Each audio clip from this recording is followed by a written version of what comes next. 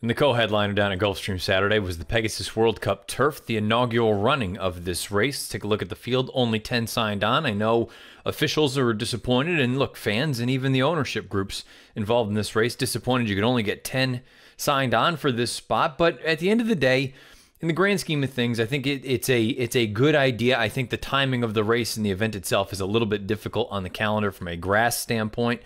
Field of 10, it was a good field. I don't think it was a spectacular field, but you had a little bit of international flavor. You had Magic Wand coming over from Europe. You had Aerolith coming in from Japan. Then you obviously had all of our big players here in North America, whether it is a Catapult, a Delta Prince. If you want some sort of intriguing runners, you have a Fahan Mura who's likely to get out there and cut out the fractions. You have a horse like Next Shares, Yoshida, Channel Maker, Bricks and Mortar, you name it. You had a little bit of everything in this spot.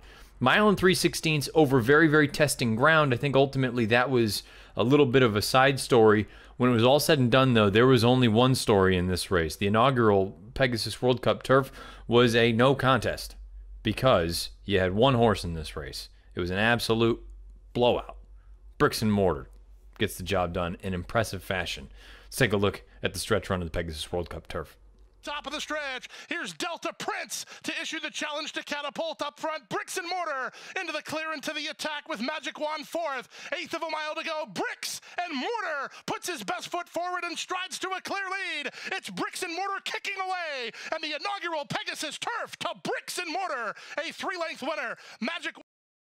Bricks and Mortar gets the job done as the second choice at odds of 5-2. Magic Wand, filly, she runs in at 112 pounds, and she gets the second money in here at odds of 9-1. And Delta Prince, a horse that, from a distance standpoint, this was probably a little bit far for him. Ran a bang-up race in the House Silks for Stronach and Company, 9-1, finishing third. Catapult rounds out your superfecta at odds of 6-1. We'll talk about him a little bit more momentarily. Let's touch on the winner, Bricks and Mortar. 6 of 8 lifetime, never been out of the money in 8 lifetime starts. Over $3 million in career earnings now with this victory. Owned by Clarovich Stables Incorporated and William H. Lawrence, trained by Chad Brown, bred by George Strawbridge Jr. in Kentucky. Ridden to victory by Arad Ortiz Jr., and you can see the pedigree at the bottom of the horse card. He's by Giants Causeway out of an Ocean Crest mare named Beyond the Waves. A 106 Beyer speed figure for Bricks and Mortar in this visually phenomenal performance here. Over yielding ground, stops the clock in 54-2, almost 54-3. You look at the fractions of this race. Again, Timeform US, they haven't put out any of their information just yet. But at face value, if you believe that it was a very yielding turf course and a testing turf course, 22-4, 47-4, 11 3 for 3/4. They stopped the clock in 54-2. I don't know that it was a bog, but it was there was some moisture in the ground. And the fact that this horse was able to finish as well as he did, wins by more than 2 lengths, finishes in 42-21. This was just a giant performance all around. It sounds like his next start could be the Grade 1 Turf Classic on the Kentucky Derby undercard. And Chad Brown has made mention of other races down the road, most notably the Manhattan at Belmont Park on the Belmont Stakes undercard. I was a little bit concerned about the distance for this horse coming into a race like this. Because he really, I know he had won at 1 1/8, but to me he felt like just a crack miler. Well, after a performance like this, I can't say that. Clearly, he goes on and just really, when he leveled off and extended down the lane, visually very, very impressive. Makes you think, all of a sudden, those 1 1/4 races are well within his range based on this effort. So that brings the Manhattan into play. That brings a race like the Arlington Million into play. It gets a little bit intriguing when you get closer and you're thinking farther ahead toward potentially Breeders' Cup time. But one thing you need to keep in the back of your mind with a horse like this, Bricks and Mortar, this is a 5-year-old who has run 8 times. He has had major, major injuries in the past. You need to be a little bit concerned at how many times are you going to get a horse like this to come through and be able to deliver any kind of a performance. Forget about a performance this impressive. Should we get some Breeders' Cup time with a horse like this? I have a funny feeling. Let's just lay out a hypothetical sort of campaign from here on out. You've got the Turf Classic at Churchill at 1 1/8. You got the Manhattan at Belmont at 1 1/4. The Arlington Million at 1 1/4 out at Arlington Park.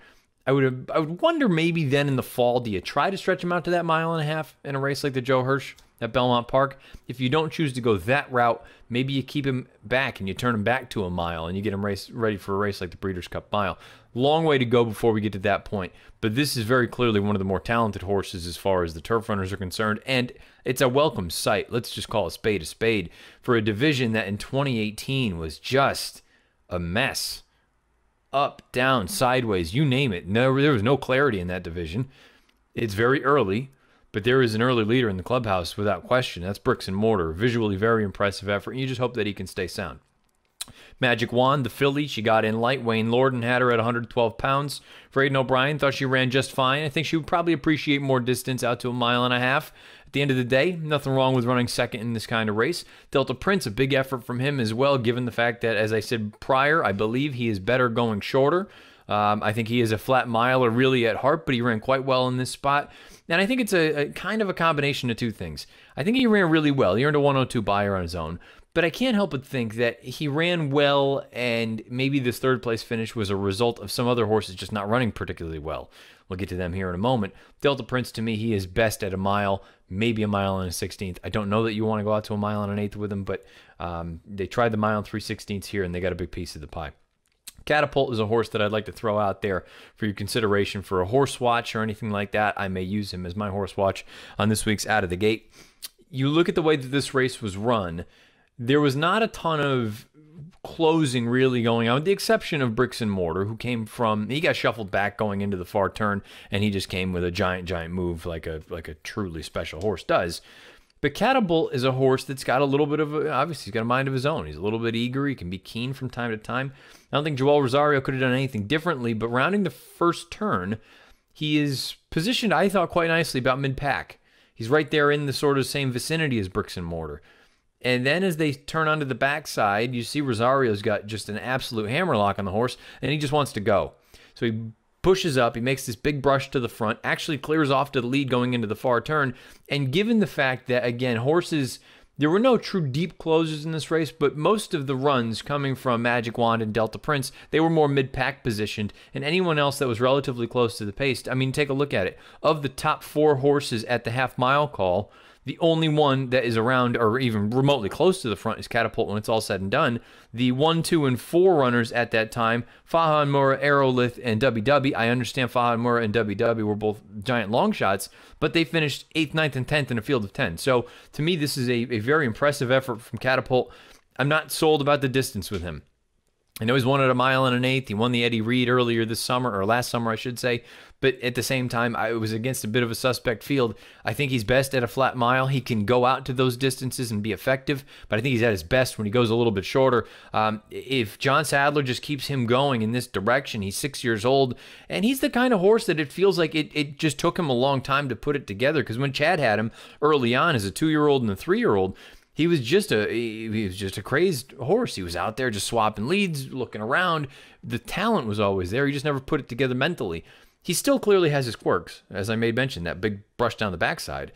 But at the same time, to me, this is a kind of horse that can be very, very effective in a number of these big races going forward, whether it is a race at the Kilroe Mile out at Santa Anita, and eventually looking down the road at the Breeders' Cup Mile. I think Catapult ran better than it may even look here on paper. It was a good effort, but I think it was probably even a little bit better than maybe it first looks. Channel Maker, a little bit of an odd run from him. Looked like he was just kind of spinning his wheels. Early on, he came in a little bit tight, checked up on heels. He was farther back than I thought he would be. I expected him to be closer to the pace. Having said that, when they went as fast as they did, I can understand him being a little bit farther off of it. Not a great effort, not a terrible effort, but maybe this just kind of shows the difference as far as quality is concerned between he and maybe a true grade 1 caliber runner. Yoshida was certainly disappointing in this spot. Now, Yoshida was last in this race early on beneath Jose Ortiz. He was the 2-to-1 favorite, by the way, in this race.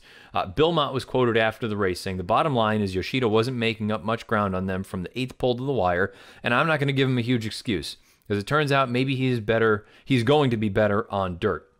Which makes me wonder, and I believe I saw that he is a nominee for it, but it would make me wonder, is the next time we see Yoshida on the dirt maybe in Dubai, in a race like the Pegasus World, the Dubai World Cup, excuse me.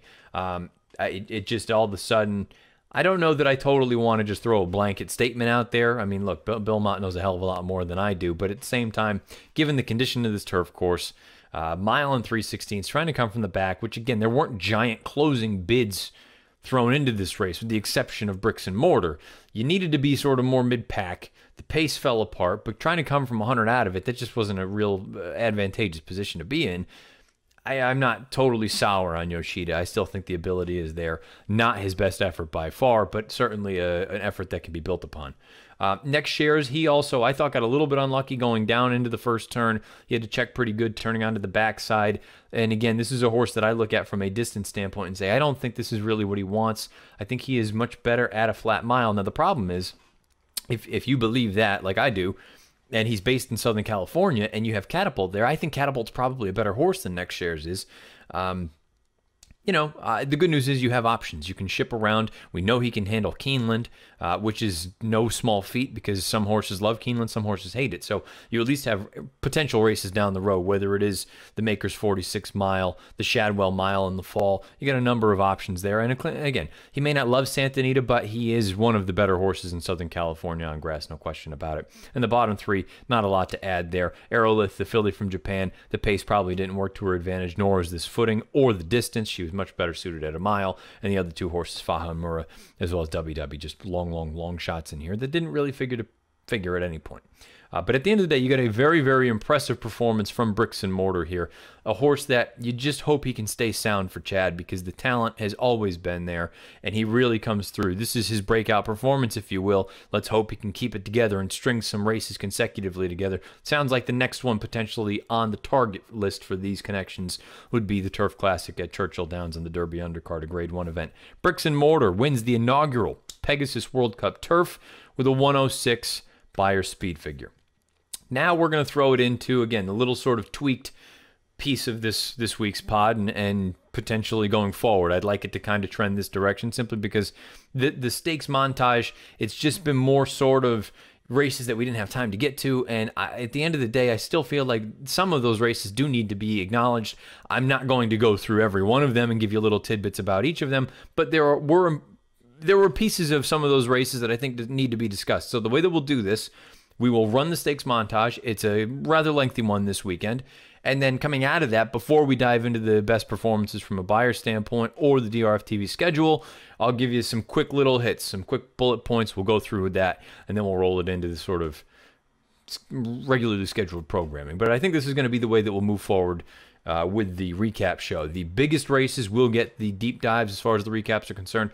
The slightly, I don't want to say lesser ones, but just strictly from a timing standpoint, I don't like this thing getting too long. So if we can keep it to the half hour, 40-minute range as opposed to the hour 10, hour 20 range, that is the ultimate goal. So without further ado, let's throw it into the stakes montage and we'll come back with some quick hits.